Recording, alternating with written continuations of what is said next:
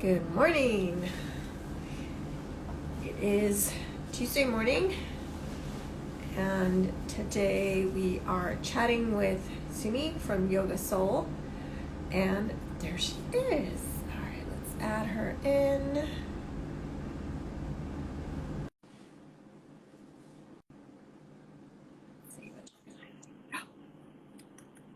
Hello there. Good morning. I'm so happy that worked on my first try.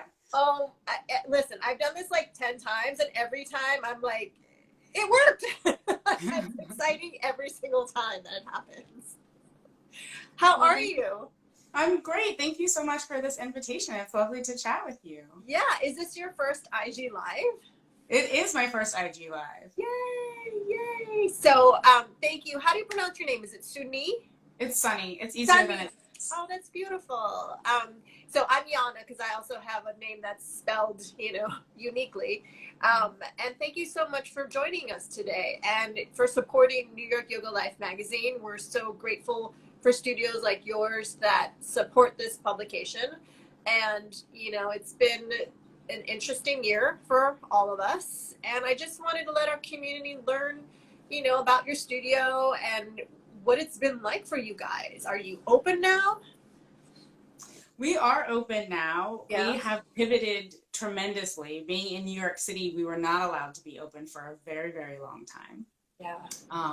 And even once we were allowed to be open, the founder of the studio, Evelina, and myself, as a co-owner now and the manager, we really were very concerned about keeping our community safe. And so we really struggled with the idea of, do we only invite vaccinated people back?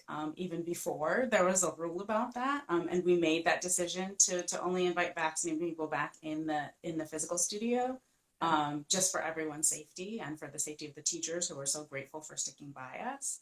But we're very blessed because we're only 2 blocks from Prospect Park. So we have outdoor classes to which everyone is invited. And so we started those May 1st. And we'll continue until it gets too cold in October.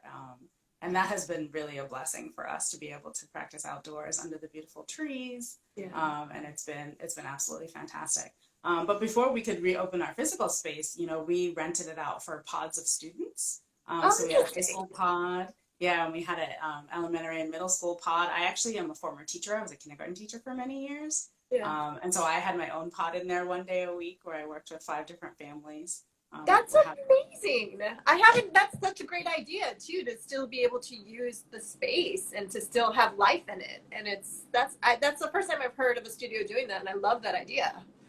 Yeah, we've also rented out for other, adult uses too. We had acupuncturists rented out for a few months. We've had therapists who were working from home but wanted a little bit more quiet time to, be on their online appointments. So yeah, we've tried to rent out the space for as many uses as possible. It's actually gotten more challenging recently because people don't need as much space. They've kind of figured out, their working space, et cetera, and the kids are back at school. And so now I'm actually working really hard to figure out, okay, we don't have the capacity to run the type of indoor, programming that we did before. So I'm trying to figure out how to, to make that up for the rent. So before, how many people could you fit into your studio? Because it's so interesting. We work with a lot of studios that are all over New York State, and I know you guys are in Brooklyn, so the studios here close to us. They're much smaller, so your capacity is much smaller. That is very true. We are a pretty small studio. I think we used to fit up to 24 people in there, and we realized very quickly, no matter what happens with this, we're never going to fit 24 people in there again because no one's ever going to feel comfortable being their mat right up against someone else. I don't think ever again in our lifetimes. I think we're never going to see that again. Isn't that insane that that's happened? I mean, it's just so now. How many do you think comfortably fit? So we max out at 8 now, which is a massive difference. Wow. Yeah, and we don't even, our classes aren't even filling up at 8 in the studio right now. Yeah. People really just aren't comfortable. Thanks to the Delta variant, people just are not comfortable being inside. We're very, very blessed that we have a beautiful corner, that we have open windows. We have 6 giant windows. We have ceiling fans. We have standing fans. So at the moment, we have everything in there with a lot of air flowing. Right. It'll be, interesting to see what happens with the space once we don't have things so open. We will be requiring masks again, I'm sure. So yeah, all of these challenges, I always say, thank goodness I was, practicing yoga for more than 20 years by the time this thing hit, because I don't understand how non-yogis have been able to navigate these times, because I'm so grateful for this practice and for the community. And Yeah. there are days when I just throw my hands up and I'm like, I don't know what to do next. I've been very good about pivoting and I just go, I don't know what to do next. And then I get a phone call from someone who says, like, you guys and your, my lunchtime meditation class has gotten me through. I don't know, I'm so grateful to you. And then I'm like, okay, I'm going to pick myself back up. We're going to keep doing this because we are serving people. And that's, that's what I aimed to do. I love that. And it's so true. I feel exactly the same way. Even though my physical practice changed so much during the pandemic. I mean, I used to 45 minutes sweating vinyasa, and now I tell myself 20 minutes a day. That's all I have to commit to, and it can be rolling around on my floor. It's whatever it looks like for me. But just the mental adjustment that I had to do daily, just as a human going through a pandemic, you're right. I mean, if I didn't have the skill set I had worked years to build, I'd be a much less happier person, I think, right now. Yes. It'd be super challenging. I want to know what it was like that first moment that you learned that the studio had to close. Like, what did you go into survival mode? Like, did you just crumble? Like, what was that like? It's really interesting because I'm a Scorpio and we are notoriously stubborn. And immediately for the 2 weeks or whatever prior, as information is coming out, I was like, I'm not going to close. Why would I close? I'm not closing. We're going to stay open. We're going to stay open. And I was sending out emails and everything up until the day we closed. I think like a few hours before we closed, I was like writing an email that's like, we're going to stay open and these are the precautions we're taking. Right. And then 2 hours later, I was like, no, we're closing. And that was another interesting conversation with my business partner and I, because she kept saying like, we should close. And I was like, no, we're not going to close. We're not going to close. Why would we close? And then it just became, it flipped like a switch. It was just immediately apparent, in 1 minute. I was like, oh no, we have to close because, as more information came in. And I think, the scariest part was just not having information. And that was true for a really long time.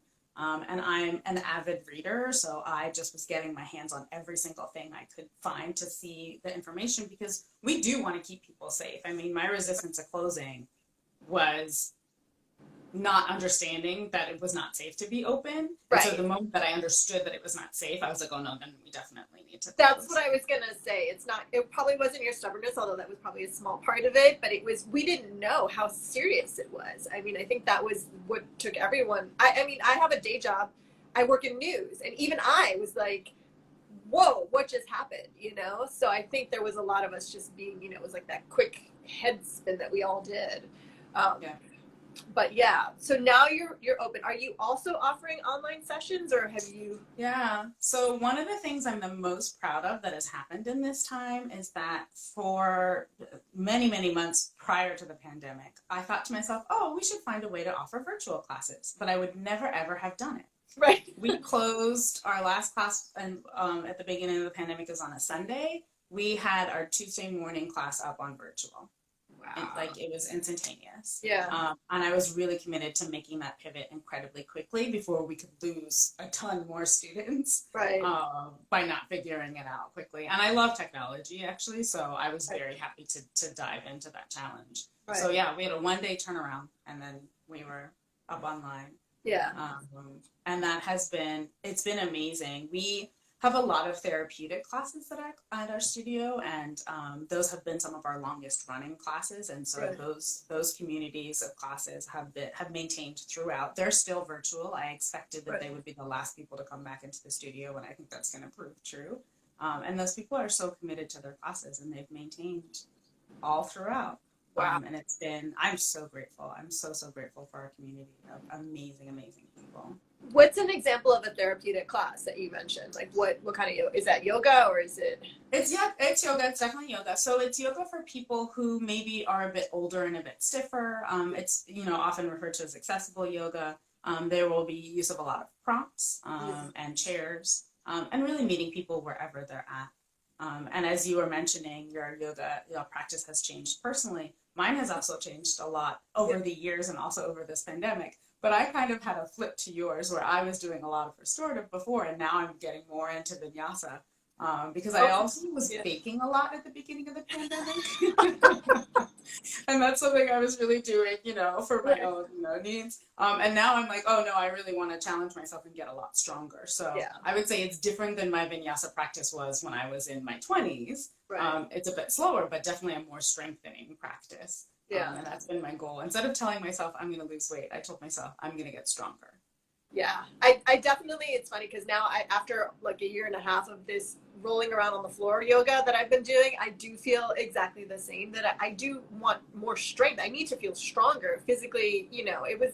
I wrote my editor's letter for this issue that's coming out in November. And one thing I kept thinking is, as the world outside grew harder, my body grew softer, and it was just an observation. And it was nice to just sit in this comfort of my body and just feel safe and protected the most that I could in a situation like this. But I kind of hear what you're saying, because I feel too, maybe it's the changing of the season, but I do feel a little bit of a fire coming back, that I need to stoke a little bit now. So that's, it's interesting. It's interesting to see how so many people's practice has changed, and especially with the therapeutic yoga, that's something that's conducive to doing in your home. It's, if you have trouble getting around, if you're already in your home and you're more comfortable there, that's an amazing thing. Yeah, so what I've been predicting for our virtual classes is that regardless of what else happens, that the therapeutic and the restorative yin style classes will probably stay online forever. Because those practices really lend themselves to already being at home and either rolling right out of your bed or rolling right into bed afterwards. Right. And then the more, active, vinyasa strengthening style classes, I think, will come back in person. Partly also because you need a level of trust with your teacher that you're not going to get hurt when you're challenging yourself a little bit more as well. So there's some security in feeling that someone who knows what they're doing is guiding you right in front of you.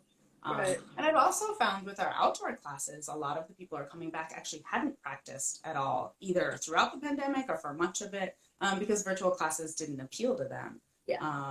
And so they really love the personalized attention that they're getting. And I will say, going back to the beginning of our smaller class size, we really see it as more of a return to, a more ancient style of yoga where it was one teacher, one student. And so we have a smaller class. We have the ability to really have individualized attention and meet every single student where they are at and help them learn to be their own teacher, and be their own guide when it comes to their body. So that's also been a blessing through all of this. That's amazing. And that's such a beautiful way to practice. It's like one-on-ones, basically. Everyone's getting this attention, and everyone's going to be spoiled now. I don't want to go back to the large classes. How often are you offering the classes at Prospect Park? So we have 5 days a week. We have 6 classes a week in the park. For the next few weeks. How it goes. Most of them we run at 9 a.m. and then we have some classes at 6 p.m. Tuesday and Thursday, 6 p.m. Which we might lose our light before it actually gets too cold to bring them inside. That's right. Do you need permits or anything, or has the park been good about just letting people go? No. It turns out you don't need a permit if it's less than 20 people. So I limit it to 19 people who have to sign up in advance. And you don't need a permit. We have a little spot that we have always run a summer program for at least a month, culminating in a giant fundraiser for a nonprofit that helps save rainforests in Costa Rica. And so we always have had this spot that we used. And so this year I just decided to go for it. I will say last year we did not run outdoor classes because, again, we didn't have enough information to feel like it was going to be safe. And so this year, once I had more information, I started as early as I thought would be reasonable in May, and started with a couple of classes on the weekend, and then we got enough demand that we were scaling them up. And it's been great. I will forever have classes outdoors now. That's been another saving grace. I wouldn't have gone to virtual as quickly as I did if I didn't have to, and outdoors as well. I might never have developed such a full outdoor program if I didn't have to, and now I love it. Teaching outdoors is one of my favorite things. It's so beautiful. So what was your hesitation originally with teaching outdoors? We just didn't know enough about how the virus is spread. Oh, so it was just virus related. It wasn't like teaching outdoors in general. No, we just didn't have enough information. And like I said, we were like, we want to keep people safe, and I don't know if this is safe or not. And so we're just, Yeah, I love it. So what do you have coming up in the fall that you're super excited about, like a class or a workshop or teacher? Yeah. Do you do teacher trainings at your studio? We do not currently do teacher trainings, but one of the other things that I have been working on during this time is we've always had a community class set up. And we insist on paying those teachers. I know a lot of those teachers don't get paid when they're teaching those community classes that are I don't want to say by donation, it's a sliding scale. We used to call it by donation, but it's not a donation. You're paying for the class at sliding scale. So we have quite a few of those. And what I've done is I turned that program from a program where simply it gave teachers an opportunity to teach, and slowly turning it into a mentorship program. And also because we really don't have the budget to bring on full experienced teachers at a full salary at this time, I brought on a lot of teachers who have gotten their 200 hours virtually throughout the pandemic. So we've just hired 4 new community class teachers. Wow. And we're turning that into a mentorship program so we can really mentor them in the way that we like to teach at Yoga Soleil. And it's something that's very different, I think, for studios. Because basically I haven't figured out a great way to monetize it other than that the return comes back to us and having teachers who really understand our community and are well accepted and loved by our community. Right. But there don't exist a ton of other programs out there where people get the specific experience, training, mentorship, etc., to become great teachers after 200 hours. Right. Which I know when I did it, I didn't feel like it prepared me very well for teaching afterwards, and I don't know a lot of people who have. And I was a classroom teacher for 14 years, so I was probably better prepared than most. But, so yeah, I think it's an amazing opportunity to really take those people who are very serious about being teachers post that teacher training and get them some experience without having to ask them to pay another massive financial investment, because a teacher training is very expensive. So if they want to do that 300 hours, it's another massive financial investment. So here they can get paid to teach their classes. They can teach on their own schedule. They only have to teach once a month. And practice with us at least once a month, but we give them all the free classes. They can practice as much as they want. And then they get feedback on all of their classes, etc. So I'm really happy with that program. And then I'm working on developing a yoga intensive with one of our teachers for October. And it's basically taking the intensive out of the teacher training so that people who have zero interest in becoming teachers can do a program that is something similar to 200 hours without having to pay for a teacher training. Oh, interesting. Yeah. And that's so interesting too, because I went into teacher training not wanting to be a teacher. I didn't know. This was many years ago. I wanted to learn how to do a handstand, and I thought that's why you went to teacher trainings. And I tried teaching after, and I found that it wasn't really the right fit for me, but I got so much out of it on a personal level that's interesting that you're offering that. So yeah, I actually have a massive issue with teacher trainings because I feel like most people are trying to lump in the desire to learn more about yoga with the desire to teach yoga and put all of these people in the same room for financial reasons. That's why it's done. I totally disagree with that decision. I think it's rather dishonest. I think if we want to teach people how to teach yoga, they need a little bit more. And if they aren't interested in teaching yoga, they don't need to go to a teacher training. They can have something else. Yeah, I love that. That's such a great option because you're totally right. I got, like I said, I got so many personal skills out of it. One of them is if you're a teacher, you have to learn how to listen, and you have to be able to listen to people, to your students, for your feedback, for everything. And that is something that has just been with me the rest of my life. But I love that. I love that it's expanding, and our definition of trainings is expanding. Do you think there would ever be in any kind of training something specific to teaching Zoom yoga? Like how I feel like there's sort of a need for people to learn how to. It's so different when you're teaching online or when you're teaching virtual. Like, are you offering any workshops, or do you know anyone? Do you think it's even a necessary thing for teachers to have, like a boot camp or something? I love that question. And yes, teachers should have that. Absolutely. And I hadn't thought about teaching that, but I love that idea. I think that's fantastic. I know for myself personally, Right. one of my goals prior to the pandemic and prior to teaching virtually was to get much more specific with my language. And teaching virtually did that for me. Interesting, yeah. Because I teach yoga tune-up primarily. Right. I now teach vinyasa again, but I primarily teach yoga tune-up. And one of my classes is a very relaxing self-massage version, and you basically don't get up off the mat. So when I started teaching it online, I was confronted with the fact that people couldn't see me. That's great. They're all lying down. Right. And so I was like, look at me. Yeah. So I was like, I have to get my language underneath me very well in order to accomplish this. And so I'm really grateful for that opportunity because I feel like it has done wonders for my ability to teach. And I can't really say I'm not a greatest judge of myself, as most people probably are not. So I can't say, I'm great at it. Right. But I definitely feel like I've improved, and I've gotten enough reviews from people who say, your descriptions are really, really accurate, and I never get lost. And that's what I want. I don't want people looking around in their camera going, what did she just say? What am I doing? I know. I keep sort of expecting a studio or someone to start this because it is, I struggle with it a little bit because I'm like, it's this ancient practice and everything, and there's so much history. And then I'm like, teach it online, but it's a completely different way of teaching, and especially, for someone that might demo or do something like that, there's no hands-on assisting. It's a totally different world. So we need to adjust how it's being taught, how the students are receiving the information. So yes, have that class. Anna, when I start that program, I'll put a little asterisk and say inspired by you. It's my gift. Enjoy.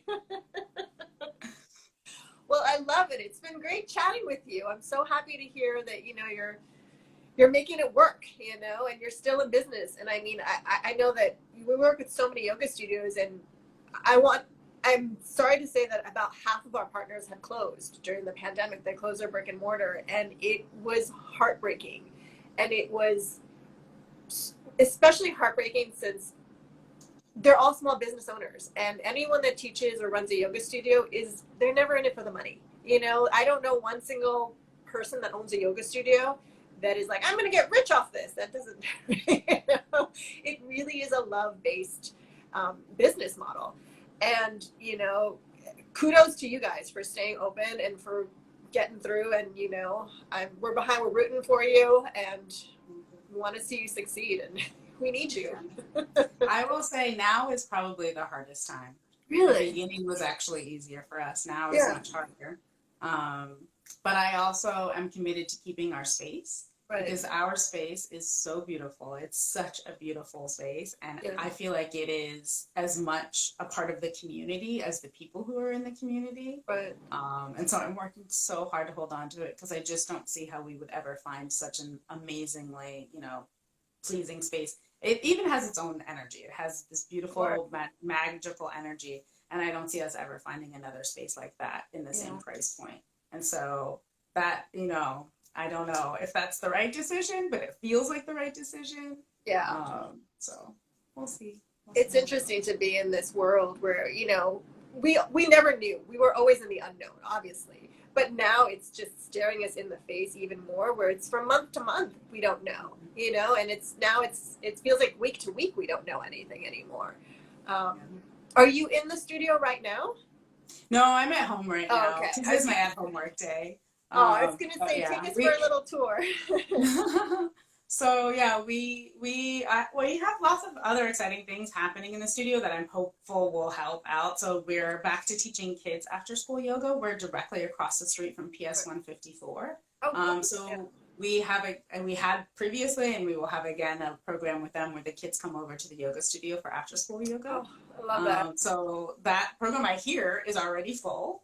They signed up for 2 different sessions, 2 different days. Amazing. And then we have a new contract with PS10, which is down the street, and we'll go to them for those classes. Love it. So the kids yoga is something that I've just started before the pandemic, but it seems quite popular, so I'm really excited about that. Yeah. I love how much kids know about yoga in life now, because I didn't know anything about yoga until I was an adult. They're so lucky. Do they know how lucky they are to have this skill and these tools? But I will say also, like, I didn't have social media to deal with and a lot of other things. So, I mean, I guess it's kind of, you know. I love that. Teaching the next generation. Okay, so you have kids yoga. Anything else? We're looking at putting together a nutritional program. We have several Ayurvedic practitioners who are also teachers, so looking to do some combo work with them, maybe another month-long program about nutrition and Ayurveda, which is, you know, a super exciting possibility. I don't know as much about that, so I'm excited to learn about it myself. And then we're also looking at retreats, local retreats. We're looking at Brooklyn retreats, going to the beach. Amazing. In the Rockaways. We were trying to have a partnership in Costa Rica, and we wanted to, you know, return to Costa Rica, but unfortunately, the vaccination rate is pretty low there. Wow. And so we decided we were not going to plan a retreat for next year. Yeah. We thought that was going to happen. So instead, we're going to focus on going local. We might do a virtual retreat in the wintertime in February. Yeah. And then maybe a physical retreat in the Rockaway sometime later in the spring. And a virtual retreat I love because you can have, you know, relaxing classes. We'll actually sell everybody a relaxation kit with a candle and some bath salts and some tea. You can have some time to, you know, chat with friends online, do a little, you know, restorative yoga, and just take time to yourself. Oh, I love that idea. And I love the idea of the local yoga retreats too, because I mean, as much as I haven't been on a plane in 2 years, and I loved to travel, but I'm too cautious right now and I'm not really comfortable with it. So I've been doing exactly that, like local trips here and there. And we're actually doing one with a friend of ours in 2 weeks up at a farm.